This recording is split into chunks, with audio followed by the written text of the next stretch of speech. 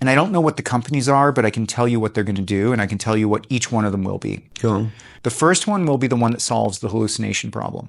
The second one will be the one who is best able to break down sub-goals for agentic. I think agentic comes after you solve the hallucination problem, because otherwise you get these long chains where you can introduce hallucinations. It'll kind of work, but it'll work much better after. The next one is what I call the invent stage. So right now, the way the LLMs work, they make the most probable prediction. You've got a detective, murder mystery. You get to the point where the detective says, and the murderer is, and it can actually predict it. It had to understand everything, right? But it's going to give you the most probable answer. And that's not good for invention. It's not good for art, writing. The reason that the writing from LLMs is terrible is because it's predictable. So how do you actually say something that's non-obvious, but is obvious when you see it? And then the final one is what I call the proxy stage, when someone makes it so that models can just make decisions for you. You can proxy your decisions, like the decision to do this interview, right? Other things had to be canceled. The flight had to be booked.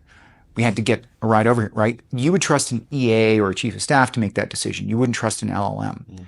And that's the final stage, I think, before you get to generative AI. But each company that does that is going to be a defining company.